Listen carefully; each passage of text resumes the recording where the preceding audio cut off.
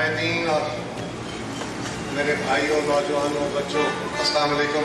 سب سے پہلے میں لالا موسیٰ یوتھ کونسل کو آج کی یہ 74واں یوم آزادی ہے، 73 سال مکمل ہو گئے۔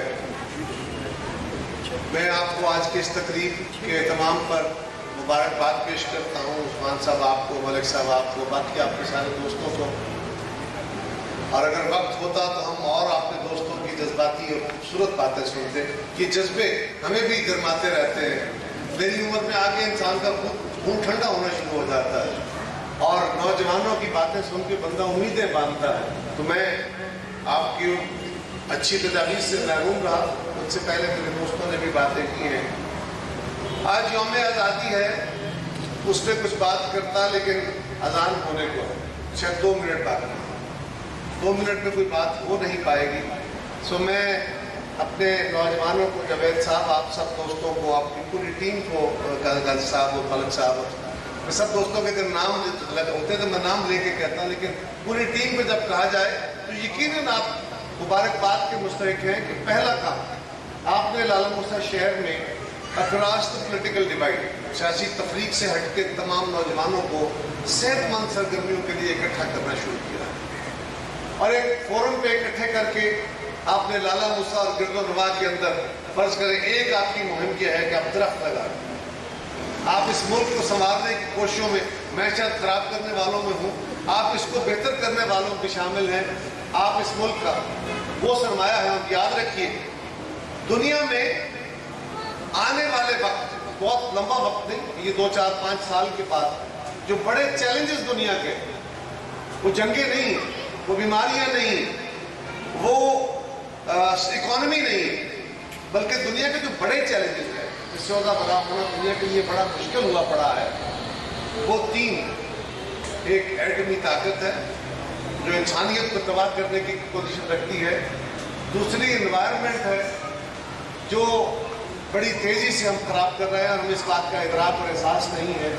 آج اقوام عالم میں اس بات پہ بڑا چرچا ہے، بڑی اس پہ فکر ہے کہ انوائرمنٹ دنیا کی خراب ہو رہی ہے اور اس کے نتیجے میں کہیں لالا موسیٰ کو گرین بنانے والے، اس ٹیم کو، اس کے انوائرمنٹ کے ساتھ لڑنے والے اور یہ آنے والے دنوں کے چیلنجز، ان کو آپ ٹویٹ کر رہے ہیں۔ اللہ تعالیٰ آپ کو ہمت دے، ہم سب آپ کے ساتھ ہیں اور بھی کچھ لوگ اس میں شامل ہوتے ہیں، ان کو شامل کیجئے۔ اور تیسری بڑی لڑائی، تیسری بڑا خطرہ جو ہے وہ یہ نئی ٹیکنالوجیز ہے۔ ان ساری چیزوں کا بہت احتیاط سے استعمال کرنا انسان کو بیلنس ماحول میں لے جا سکتا ہے۔ اس کے لیے پھر کسی وقت موقع ہوا تو بات کروں گا، لیکن آج کے حوالے سے صرف یہ گزارش کروں اور اس یہ کہ مسلمانوں نے جب انگریز سے آزادی کا وقت آ گیا تو بر صغیر میں آزادی کی اس لہر میں کئی جماعتیں اٹھی، مسلم اکٹھے ہوئے، مسلمانوں نے اپنے لیے ایک الگ وطن کا خواب دیکھا۔ لیکن جس وقت یہ ملک تقسیم ہوا، یقیناً ہمارا نعرہ، ہم مسلمان ہیں، ہمارا نعرہ اسلام ہے، ہم دین اسلام کے قائل ہیں۔ آئیے رقص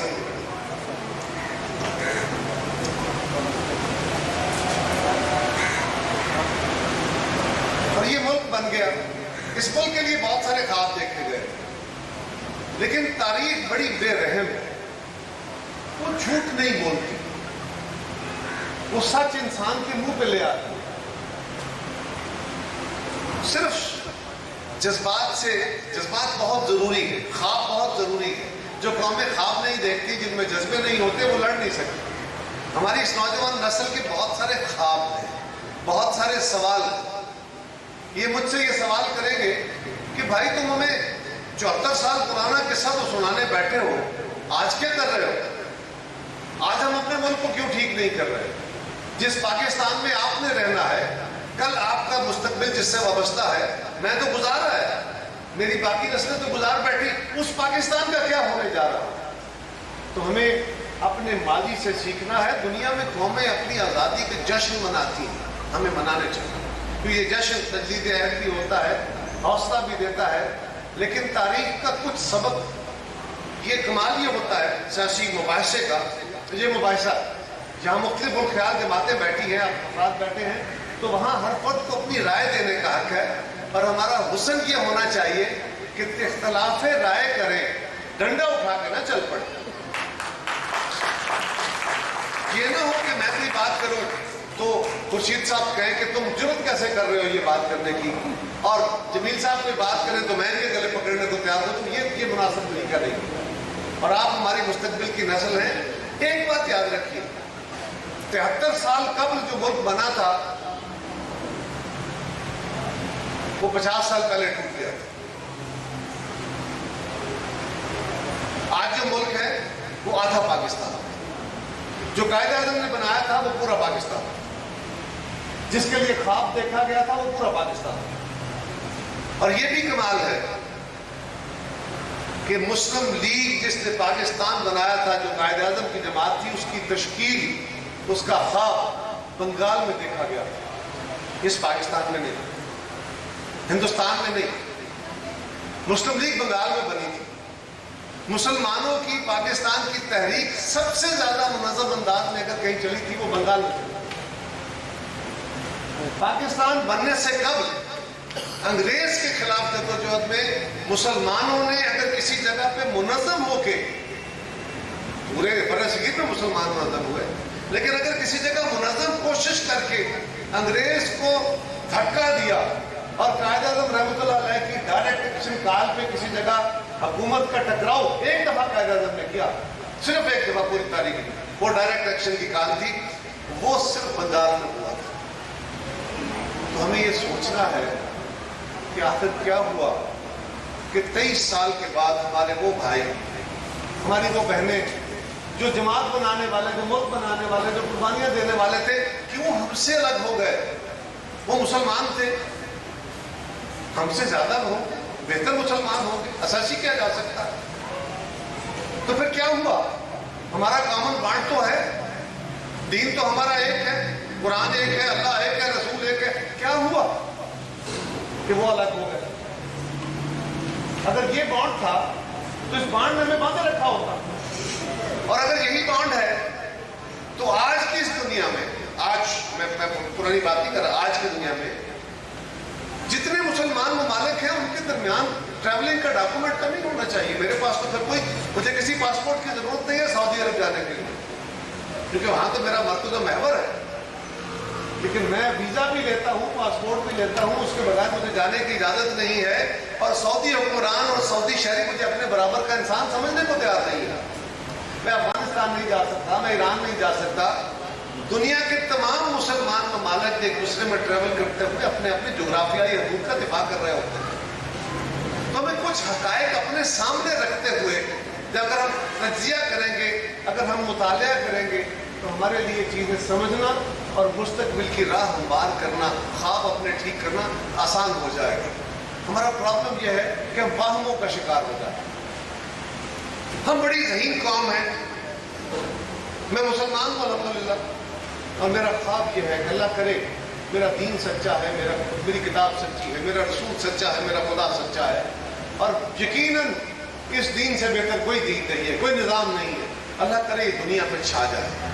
لیکن آج جب میں کھڑا بات کر رہا ہوں تو دنیا میں ہم سارے جو مثالیں دیتے ہیں، جمہوریت جمہوریت جمہوریت، ہم کہتے ہیں ویسٹ میں جمہوریت ہے، امریکہ میں جمہوریت ہے، جاپان میں جمہوریت ہے، ہم نے جرمنی جیسا بننا ہے، ہم نے انگلینڈ جیسا بننا ہے، ہم نے امریکہ جیسا بننا ہے، ہم ناروے جیسا ملک چاہتے ہیں۔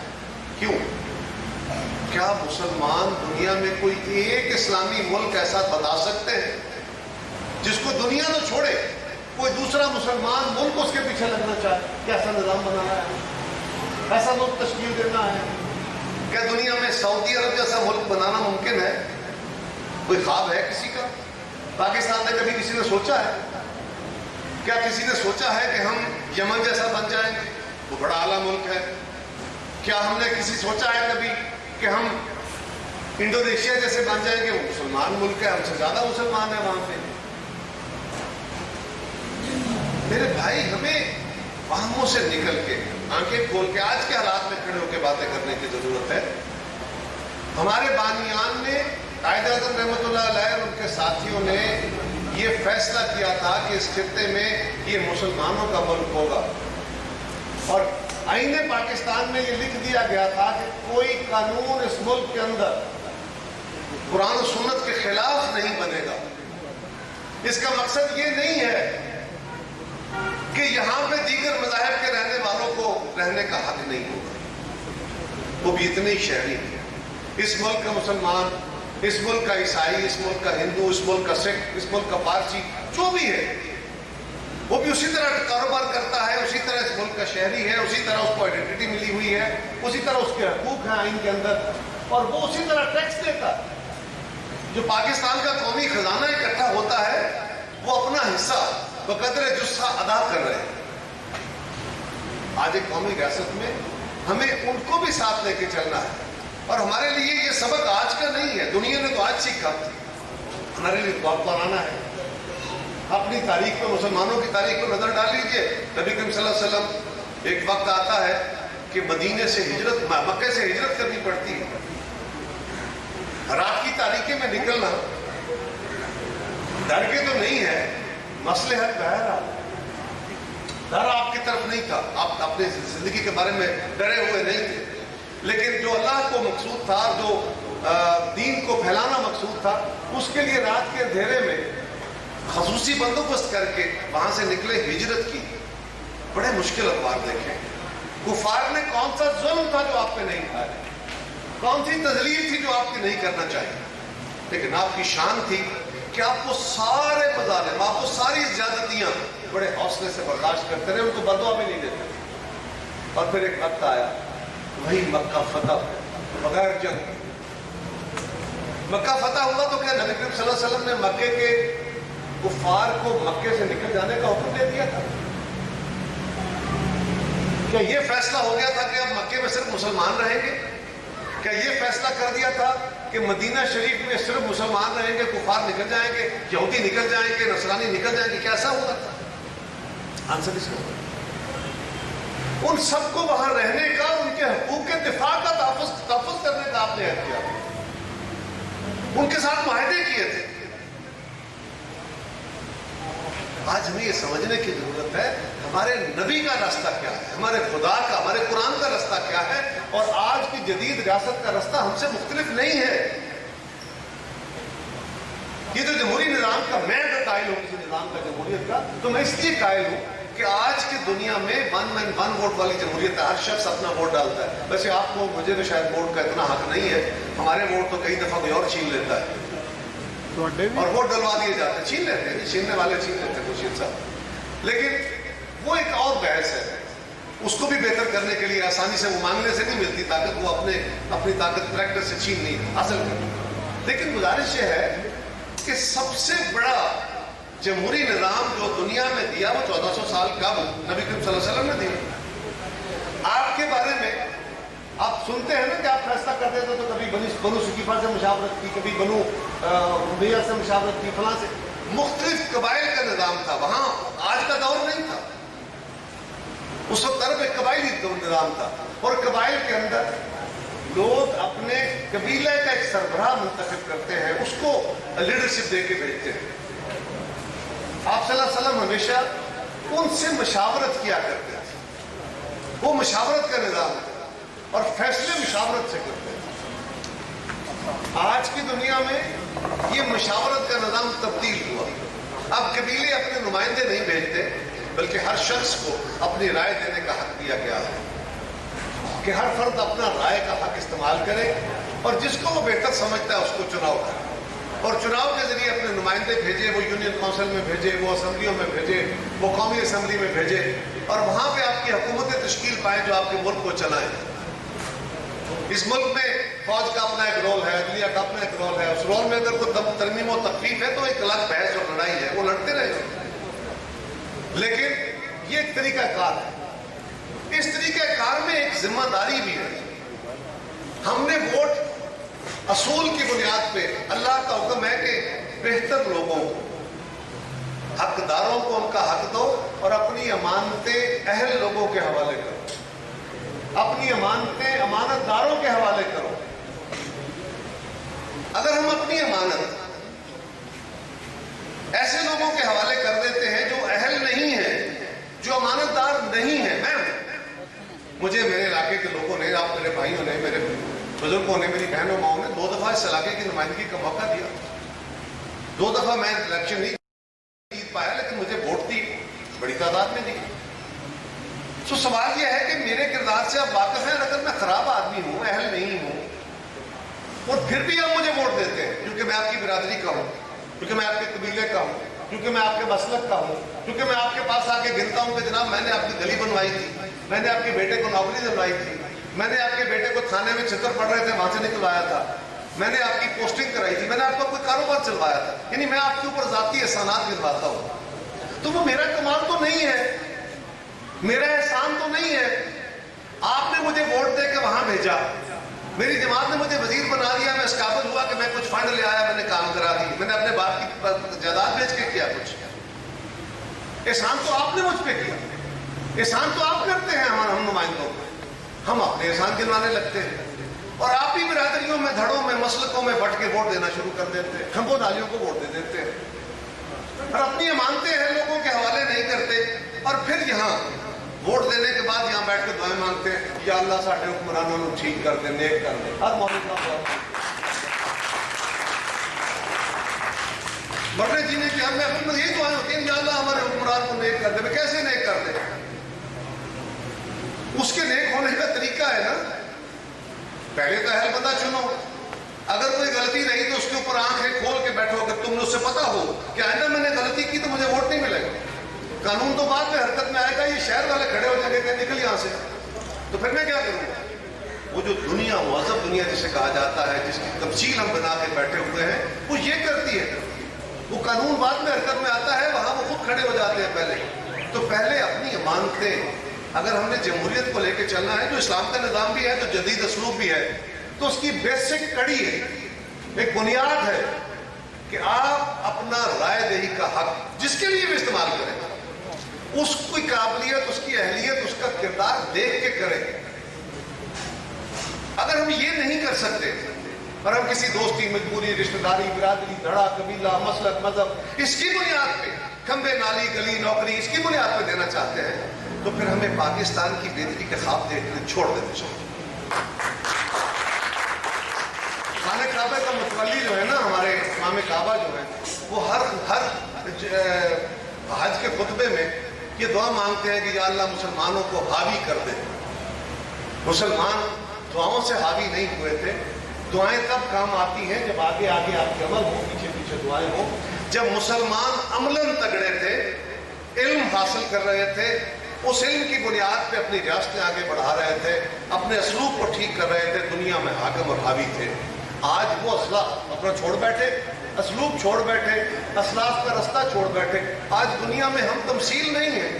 ہم زیادہ سے زیادہ کیا ہیں؟ ہم دنیا کو یہ تو نہیں کہہ سکتے کہ ہم آپ کو ٹھیک کر دیں گے. ہم یہ کہہ سکتے ہیں کہ اچھا ایسی تیسی میں تمہارے بم پھوڑ دوں گا، دیکھوں گا تم بچتے کیسے ہو. یعنی میں تباہ کر سکتا ہوں، ساتھ میں بھی مروں گا، میرے باقی لوگ بھی مریں گے، لیکن تمہیں زندہ نہیں چھوڑوں گا. اس کے علاوہ آج کے دنیا میں ہم تمثیل ہیں. یہ ہمارے لیے لمحہ فکریہ ہے، یہ آج کے دن کا لمحہ فکریہ ہے. اور اس کو ٹھیک کیسے کرنا ہے؟ پیپلز پارٹی، مسلم لیگ، پی ٹی آئی، فلانی جماعت اسلامی، جے یو آئی، بہت ساری جماعتیں اس ملک کے اندر. میری جماعت میں اچھے برے لوگ، باقی جماعتوں میں اچھے برے لوگ، اچھے کردار کے، برے کردار کے، سب موجود ہیں. جس طرح یہ معاشرہ ہے، ایسی جماعتیں ہیں. ایسے ہی ہماری فوج ہے، ایسے ہی ہماری عدلیہ ہے، ایسے ہی ہمارے وکیل ہیں، ایسے ہی ہمارے جج ہیں، ایسے ہی ہماری بیوروکریسی ہے. ہم ہی میں سے ہیں. ایسے ہی ہمارے ساتھی ہیں. سو گزارش یہ ہے کہ اس کے اندر جہاں جہاں آپ کا چناؤ کا موقع آئے، آپ اپنی رائے دہی کا استعمال تو ٹھیک کریں، اس کی بنیاد تو رکھیں. پھر اللہ سے دعا کریں کہ یا اللہ اب ہمارے نمائندوں کو عقل اور فہم دے، اور ان کو عقل دے، ان کو ہدایت دے کہ اب یہ بہتر کام کریں. تب ہماری دعاؤں میں اثر آ جائے گا اور ہمارے نمائندوں کے اوپر بھی خوف ہوگا. یہ ہے جمہوریت کا سبق. وہ جمہوریت جو آج ہے، اور یہی جمہوریت کا سبق 1400 سال قبل بھی تھا. اس وقت بھی کہا گیا تھا کہ اپنی امانتیں امانتداروں کے، اہل لوگوں کے حوالے کیا کرو. آئیے عہد کریے کہ ہم کم از کم اس اسلوب پہ تو کھڑے ہوں. ہم کوئی توپ و تفنگ لے کے کشمیر کے مجاہدوں کو جا کے سپورٹ کریں گے، بالکل کریں گے، فلسطین والوں کو کریں گے، بالکل کریں گے۔ تو بھائی اپنا گھر تو ٹھیک کر لو۔ جس دن ہم اس قابل ہوں گے، ہمارے ہاتھ یوں ہیں، ہم دنیا سے مانگتے پھرتے ہیں، کبھی سعودی عرب سے مانگتے ہیں، کبھی دبئی سے مانگتے ہیں، کبھی چین سے مانگتے ہیں۔ میں کسی گورنمنٹ کی بات نہیں کر رہا، سبھی گورنمنٹ ایسے۔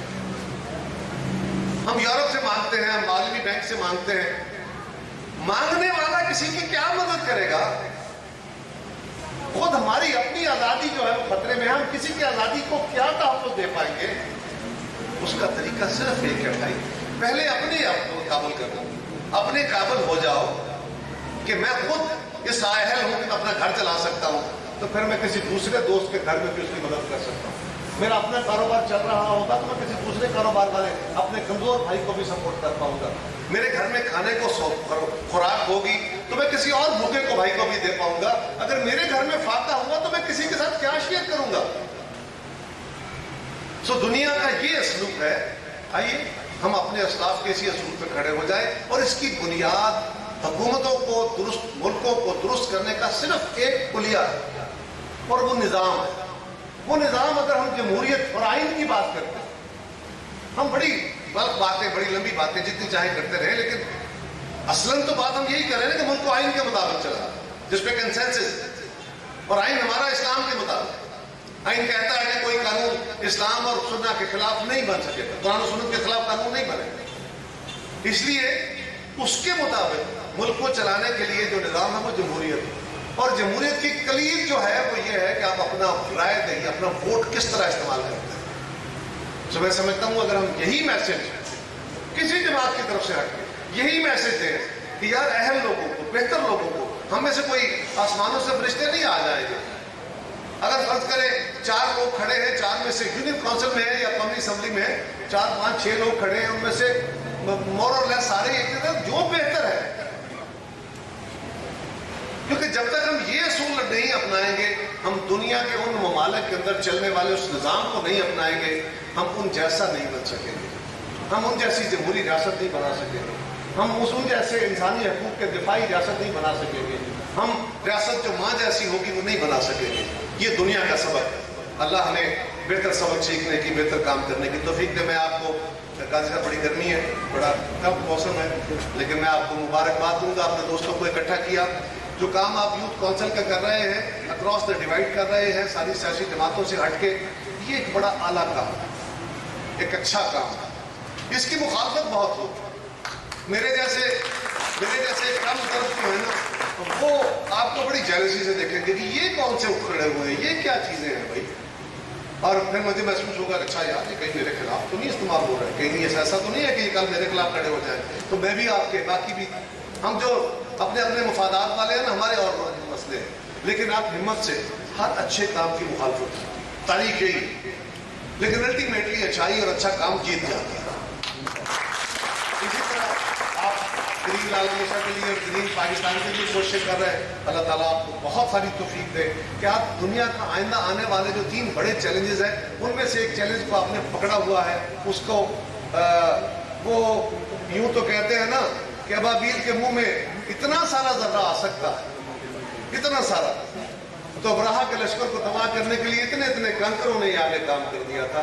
آپ کا کام شاید پاکستان لیول پہ، دنیا لیول پہ اتنا کنکر جیسا ہی ہوگا، لیکن یہ بھی برائی کے بہت سارے کنکر، یہ بھی انوائرمنٹ کے خلاف بہت ساری عمارتیں، بہت سارے جو چیزیں ہیں وہ خراب کرے گا اور ایک بہتر مستقبل تعمیر کرے گا۔ اللہ تعالیٰ آپ سب کو ہمت دے، توفیق دے، ہم آپ کے ساتھ ہیں۔ بہت شکریہ، بہت مہربانی۔ میری بات کسی پہ گراں گزری ہو تو معذرت چاہتا ہوں، یہ میرا ذاتی خیال ہے۔